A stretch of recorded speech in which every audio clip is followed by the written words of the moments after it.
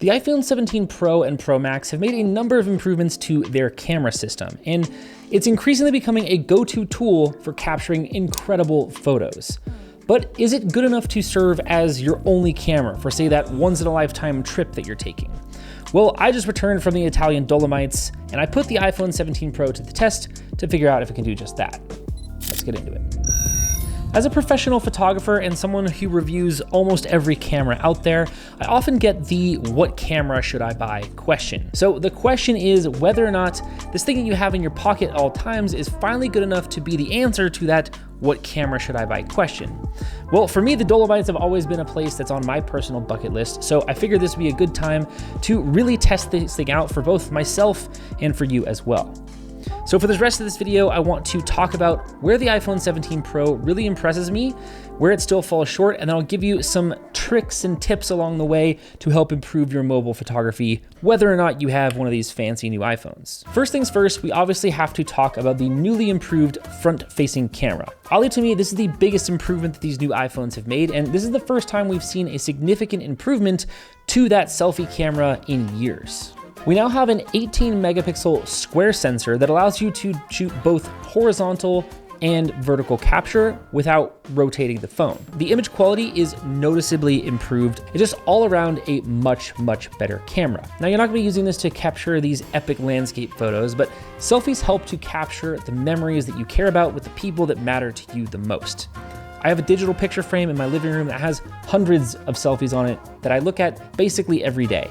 And oddly, I actually have none of my own landscape images hung up here in my office. Now let's talk about the main camera, the 1X camera. So from a hardware standpoint and a spec standpoint, there hasn't really been any updates from even the iPhone 15 or the 16 to this camera. On the one hand, this is great because those were the best performing of the camera set. But we'd of course like to see that everything continues to improve. I'll say from my experience comparing to both the 15 and 16 Pro and Pro Maxes, it does seem like the image quality has improved despite the hardware itself being the same. I suspect this is because Apple has done a lot to improve the software side of things. They use cool buzzwords like deep fusion and photonic engine to explain how they've made these improvements, which is mostly some fancy way of saying that they have done some additional computational photography.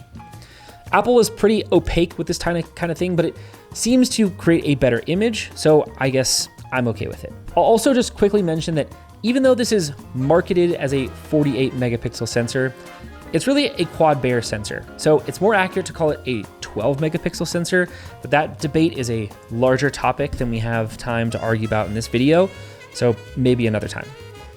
So throughout my time in the Dolomites, I found myself using that 1X camera the most. Partially because it's the default, partially because this is what the scene called for the best, but mostly it's because it simply looks the best of all the cameras, and we'll get to more on that in a minute. For almost all the shots that I took on the trip, I was shooting in the 48 megapixel Pro RAW setting at the highest lossless quality setting as well. This gives us a ton of room to edit them in Lightroom and takes away a lot of that over-processed and over-sharpened look that is common for a lot of mobile photos. For me, if I'm taking a photo that I really care about, I'm gonna shoot it in RAW and edit it in Lightroom. And it's nice that the thing that you bought to be your camera is also the thing that you can edit your photos on as well. But all of the examples you're gonna see were shot in RAW and were edited in Lightroom. And once we do edit these, you can see just how well the iPhone is able to create some pretty incredible images, especially the way you're viewing them now compressed onto YouTube. For my first mobile photography tip, I highly recommend finding some great presets that help you make the editing process a lot easier. For almost all these edits, I use very good presets as my starting point and I make some adjustments from there. I've actually ended up creating my own presets that are based off of very good presets, but I always recommend starting with Portra 400. That's my personal favorite. So if you do want to pick up very good presets, I'll leave a link down in the description. If you use promo code Meshna at checkout, you can get 20% off whatever you purchase. Now, even with these images edited, if we zoom really far in and really start to pixel peep, we can start to see that resolution break down a little bit. So we're not really gonna be able to do a ton of cropping here. But with so much of our work being shared on screens like the iPhone for viewing, I think this intense level of pixel peeping is becoming a lot less important, as long as you're not doing drastic cropping to the image after the fact. I'm actually really curious how many of you are watching this video right now on an iPhone. So why don't you drop a comment below to let me know what device you're watching this on. I mentioned that we use the 48 megapixel Pro RAW lossless quality for all of these images. However, now that I've had a chance to edit these a bunch, I actually recommend switching things up a little bit. Go into your camera settings under formats and then Pro RAW format and change that to JPEG XL lossy. In a lot of testing, I was not able to tell the difference between the lossless format from a quality standpoint. It just has better compression. The sharpness, the colors, the dynamic range, all the same, but the file size is much smaller, so you have more storage space on your phone. So while I was on this trip, I also brought the Hasselblad X2D II. Now, this is a very high-end medium format camera with a very beastly lens on it. This combo costs around 13 grand, and the sensor alone is about the size of the entire camera plateau. In fact, I did some rough math. The sensor on the X2D II is 1,440 square millimeters compared to 190 square millimeters for the main camera sensor on the iPhone 17 Pro. That's 7.5 times larger of a sensor, which in addition to having insane resolution means you're collecting a lot more light and able to get a lot more depth of field as well. Doing my best to edit these photos roughly the same, I actually think it's pretty hard to tell the difference, especially on a screen like this, until you really start zooming in. It's crazy to me that we're at the point where a $1,000 phone in your pocket can stack up to a $13,000 dedicated professional camera. Now, one benefit to having a dedicated camera is being able to swap the lenses and having the ability to use zoom lenses, which brings me to the next thing I love about the iPhone 17 Pro, and that is that we now have a 4X lens, which is roughly equivalent to around 100 millimeters on a full frame camera. To me, this is a welcome improvement from the previous 5X zoom on the 15 and 16. Now on the previous generations of iPhone, everything between 1X and 5X was just a digital crop of the 1X sensor, which really degrades the quality of the image quite a bit. So it's nice that we at least close that gap a little bit and we get a bump in quality once we hit 4X. Now this 4X camera and sensor is also improved. The sensor size is about 50% bigger than what we had previously, and we also now have that 48 megapixel quad pixel tech that we have on the 1X camera. Overall, I found this really capable of creating some images that I was really happy with. We're able to punch in on these mountain peaks and capture some really awesome compositions. But where I still feel it's lacking is achieving that large sensor look with shallow depth of field. Portrait mode, it's improving, but this still isn't really cutting it. And then we jump up to the 8X telephoto as well, which is also pretty good.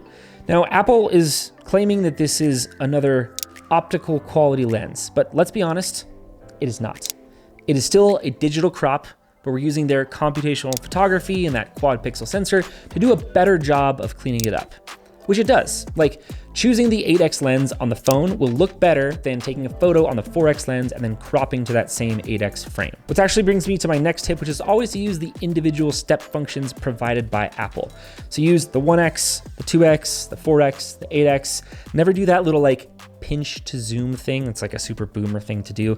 This is just digitally cropping and you're not getting that same level of optical quality computational photography boost that you would by using just the 2X or the 8X. So yeah, stick to those standard ones for the best quality. Something I've also been having a lot of fun with lately are these new AI models. Now, I'm not the biggest fan of these AI slop that's kind of coming out, but I do think these are really powerful and unique tools that we as creatives can use in the same way that the iPhone is increasingly becoming a really powerful tool that we can use to just make creating stuff easier. There are a ton of these models out there. It can be difficult to figure out which ones are good and which ones you can use and what you need an invite for. But the good news is a lot of the best ones are now available directly within Artlist. Now, Artlist has long been my go-to place for royalty-free music, sound effects, and stock footage. In fact, I've actually used some of Artlist footage for some of the B-roll in this video already. But they also started giving us access to a ton of these AI models as well as part of the subscription. They recently added the new Sora 2 model from OpenAI, which has been taking the internet by storm. So I can take one of these iPhone images and animate it into a hyperlapse to show the clouds moving across the sky. It looks gorgeous. You can just upload your photo, enter in a text prompt, hit generate, and it'll even add some nice sound effects for you, which is cool. Or you can even generate a video completely from text as well. So for example, I entered this prompt to create this little scene, and I could use this as part of a larger video as well. Honestly, these tools are super fun to create whatever your brain can come up with, and I think it's awesome that Artlist has added these options into an already awesome subscription, all in one place. So if you haven't already, you can use the link in the description to get 2 free months of Artlist when you get a year subscription. And a huge thank you as always to Artlist for sponsoring today's video. Okay, so there's this very weird thing that I discovered on the 4X camera that I haven't seen many people talk about because it's not something that Apple has disclosed anywhere to my knowledge. So the 4X camera actually has a minimum focusing distance. What this means is that if there's something that is closer than that distance to the camera can't focus on it. Now, all standard camera lenses have a minimum focusing distance, and most camera brands publish what this is. In fact, most of them publish it right here on the lens itself. Apple, however, has not made this clear at all. There's nowhere that it says what the minimum focus distance is. After some testing, it seems like the minimum focus distance on the 4X camera is roughly 1 meter. So what happens is if your subject is closer than 1 meter to the camera, it's gonna switch to the 1X lens, and then you're gonna get a digital crop to 4X. You actually see this once you pull back away from 1 meter, you'll get a little jump on the screen. That's it switching between 1X and 4X cameras.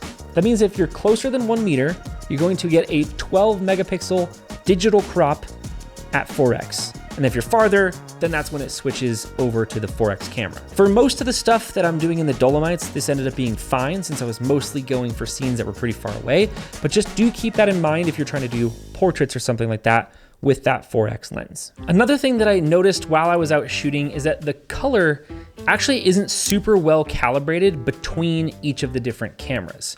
Shooting the same scene with the wide angle and then the 1X and then the 4X, once I got into Lightroom to edit, I noticed I had to make some pretty big changes to my white balance to get each of these images to match. I wish they had more ability to adjust white balance in the native camera app, which actually brings me to my next point. Apple is branding this as a pro phone. They started adding tons of these crazy pro features that even most professionals don't actually use. Time code, Gen Lock, ProRes RAW. These are all awesome, don't get me wrong. But when it comes to even the most basic settings, we still don't have access to these things in the default camera app. Shutter speed, ISO, white balance, aperture control, manual focus, you know, the most core functions on a camera. There are third-party apps that give you access to a lot of these types of things, like Halide, for example, on the photo side, or Blackmagic Camera on the video side, but I just don't want to have to pay another monthly subscription for something like that. I know most people who are using an iPhone aren't experienced photographers and don't care to adjust all of these settings, but if you're gonna make a pro phone, give me some pro settings in the camera app that I can use to adjust all of my settings on my own if I want. Most Android phones these days have this. They have the normal camera settings, like the normal camera stuff, and then if you swipe over, instead of, you know, having spatial photo or whatever, they have within the native camera app a pro option where I can adjust all of my settings. Like I was trying to force the camera to take a long night exposure. I had the camera set on a tripod and it was actually pretty difficult to make the night mode take a longer exposure. The shot, it turned out pretty decent, but obviously low light continues to be one area where mobile photography has a lot of work to do. And this shot was also obviously taken on the wide angle lens, so maybe let's talk about that real quick. Like with the 1X camera, there hasn't been any hardware changes to the wide angle 0.5 camera. Again, in my experience, it does seem to perform better than the iPhone 16 and 15 models, which again is likely due to that photonic engine and the software processing stuff. And don't get me wrong, some of the shots actually look pretty good, especially when they're viewed in the smaller screens and compressed by YouTube. But once we start to zoom in, you can really see that lack of sharpness and things getting a lot muddier. You compare it back and forth to the 1X camera, you can see how much worse quality the 0.5x camera still is. The wide angle lenses on these iPhones have been needing a bigger overhaul for quite some time now, to be honest. They deal with low lit scenarios much worse than the main camera, so you're often getting a lot more noise introduced into your images. But still, for more of that well-lit stuff, or if you're viewing it on social, I think it does look pretty decent. But you're still just not gonna be a proper wide-angle lens with a dedicated pro camera. So that's one area where this certainly falls short from me being able to make this my only camera. Another area that the iPhone 17 Pro could still use some improvement is dealing with direct sunlight and flares. Anytime you have a light source hitting a camera lens, the image really starts to fall apart. Ton of loss of contrast, you get some really bad flaring, and there's that really characteristic little green dot floating on the edge that's just a dead giveaway that it was taken with the phone. All in all, however, I think that after taking all of these images, I still find the main 1x camera to be far and away the best. If you're considering getting something like this as your primary camera, I think one good option could be getting some of the third-party lenses that can enhance the main camera. There are lots of good companies out there that make them. Beast-Grip, Moment, Small Rig, Shift Cam, Sandmark, Freewell, you name it. Heck, you can even rig one of these crazy anamorphic cinema lenses to your iPhone. I did a whole video about that, which you can watch up here if you haven't already. I'll also link to a few options for these cheaper ones in the description, but I was also thinking about maybe doing like a larger review on these different like mobile accessories and things. So if you want to see that, let me know in the comments below. Can this replace your higher end camera? For me, the answer is still no. It's still not great in low light. The wide angle camera can use some improvement, and we're still a pretty far ways off from achieving that big sensor level of bokeh and background separation. But for capturing images like I did in the Dolomites, where those things don't matter quite as much, I think it does a really good job. And if you're super tight on budget, or you're just getting started, or if you just want something that's a little bit more convenient, I think these phones are becoming more than capable enough for capturing some incredible images. Learning composition and lighting and editing is going to go so much further than spending that money on just like an entry-level camera. Stop worrying about gear. Take that phone that you're holding right now.